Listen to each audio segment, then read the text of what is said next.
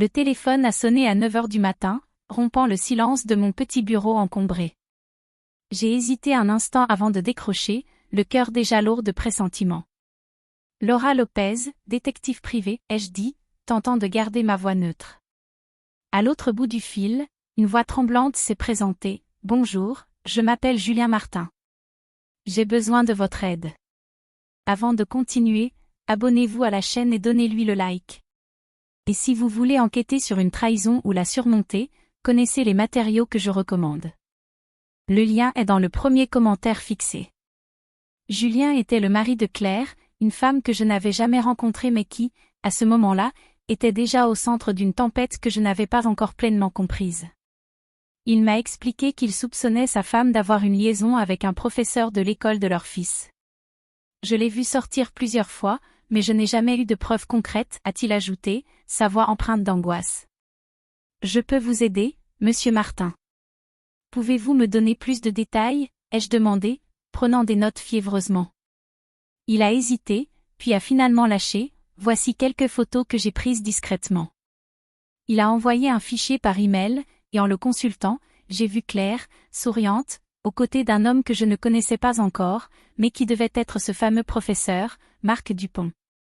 Après notre conversation, j'ai décidé de rencontrer Julien en personne.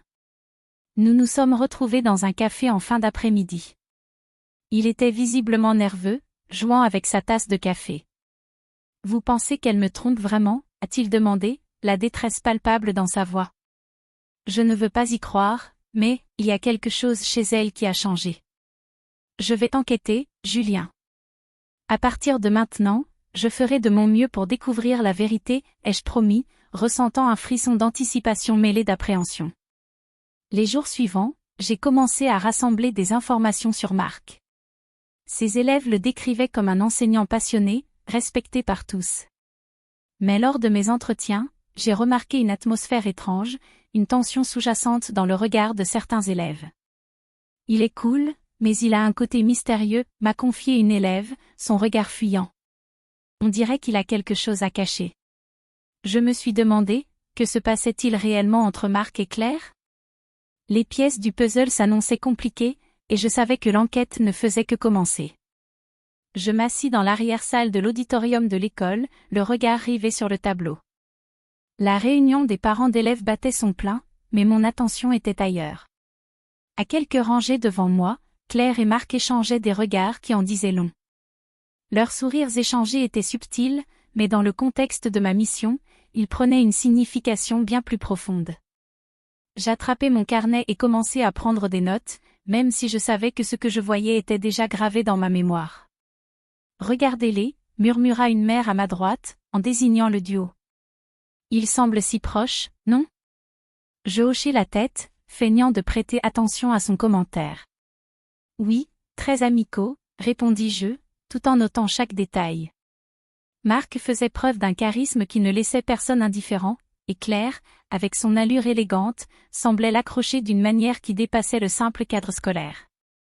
Après la réunion, je décidai d'interroger Lucas, le fils de Claire.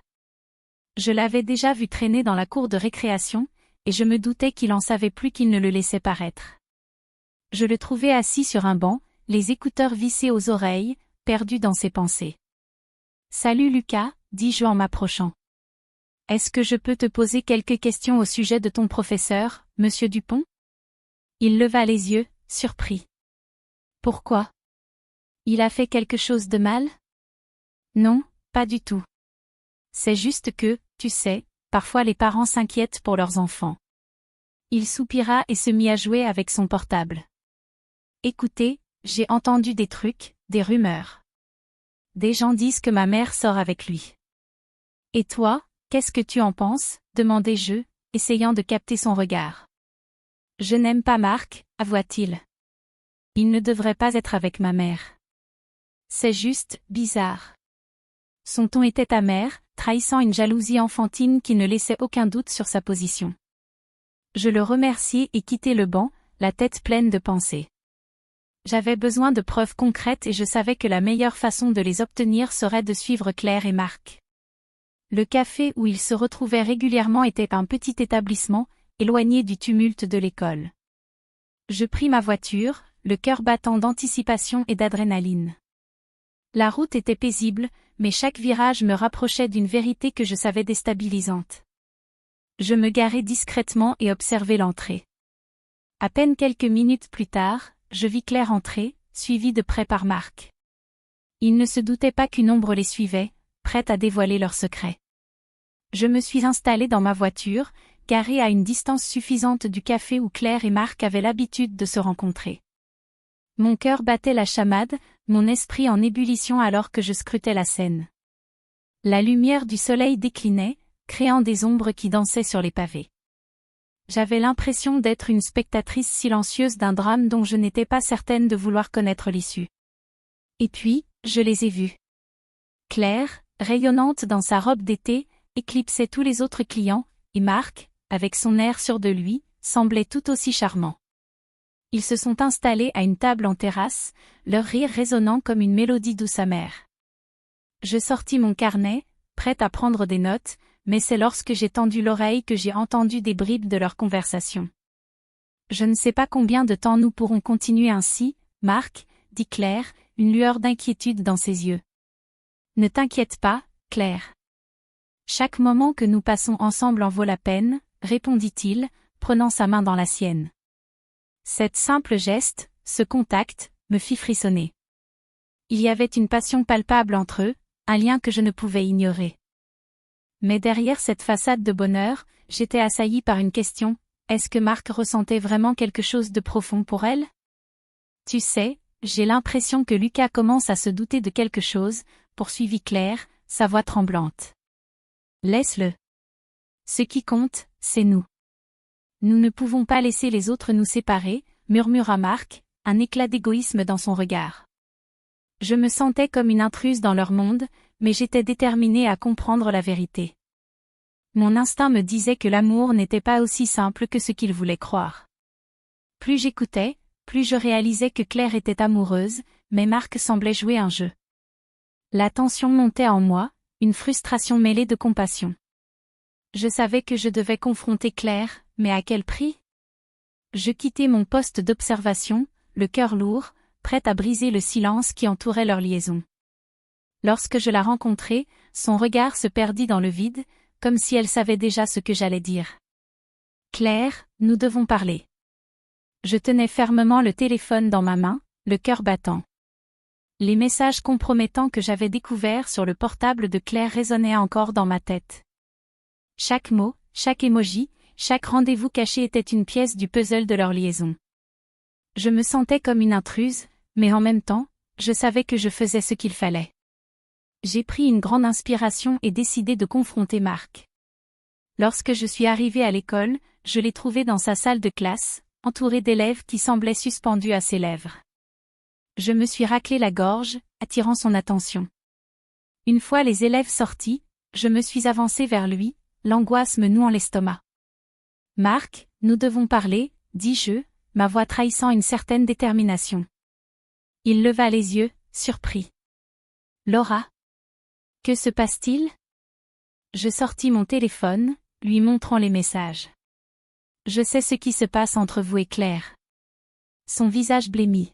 « Écoutez, c'est compliqué. »« Compliqué » m'exclamai-je, la colère montant en moi. « Vous avez des sentiments pour elle, n'est-ce pas ?» Il détourna le regard, comme s'il cherchait une échappatoire. « Oui, mais c'est juste physique.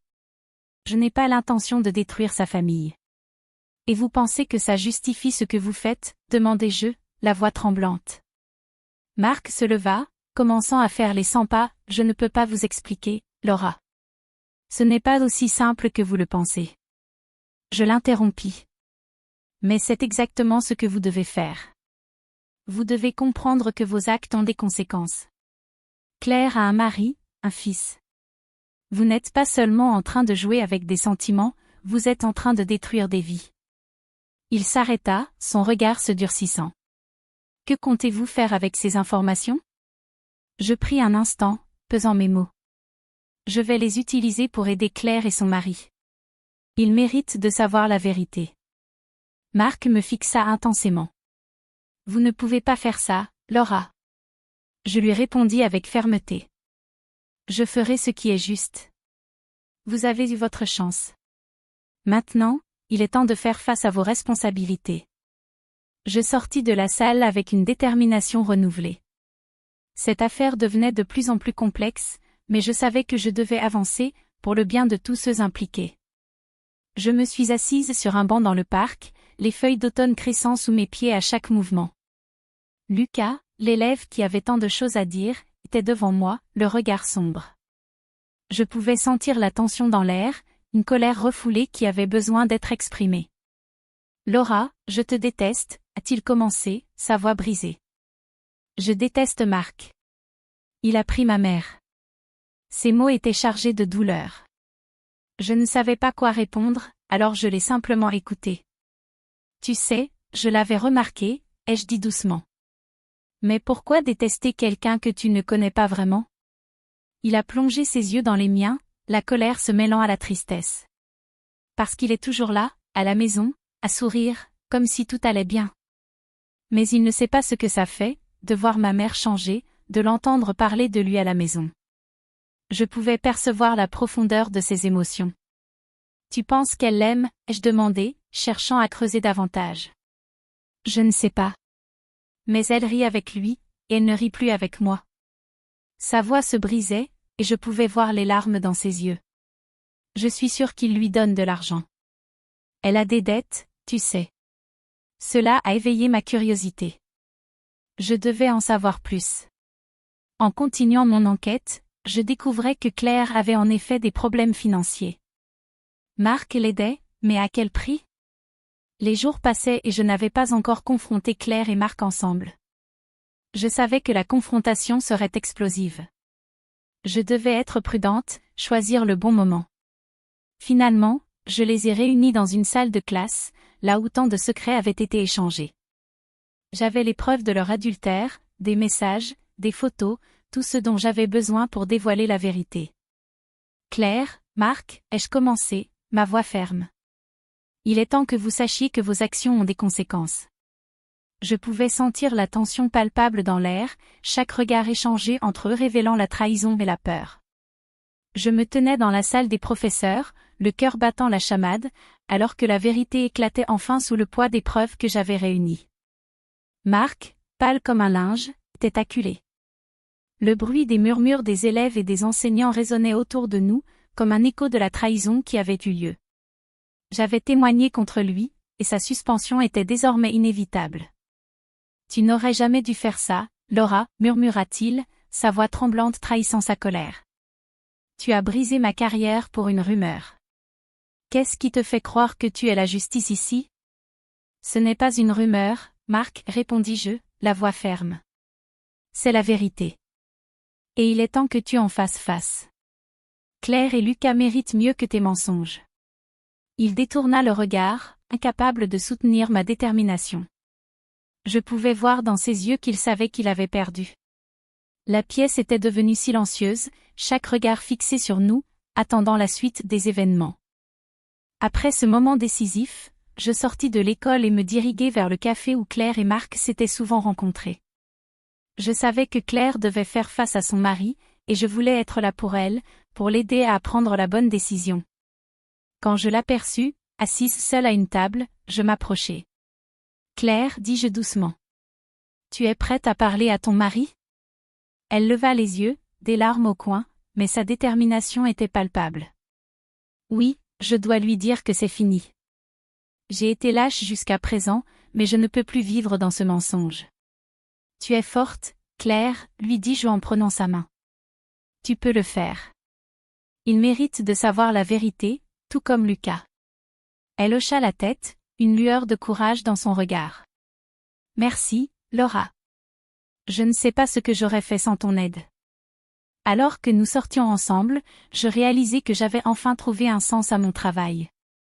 Chaque vérité que je découvrais, chaque vie que j'aidais à restaurer, me donnait un nouveau but. Les conséquences des actes de Marc avaient touché chacun d'eux, mais je savais que j'avais fait le bon choix. La justice, bien que parfois douloureuse, était essentielle. Si vous êtes arrivé jusqu'ici, abonnez-vous à la chaîne, donnez un like et commentez votre opinion sur cette affaire. Je suis très intéressé de lire votre commentaire. Et si vous voulez enquêter ou surmonter une trahison, connaissez les livres que je recommande. Le lien est dans le premier commentaire fixé.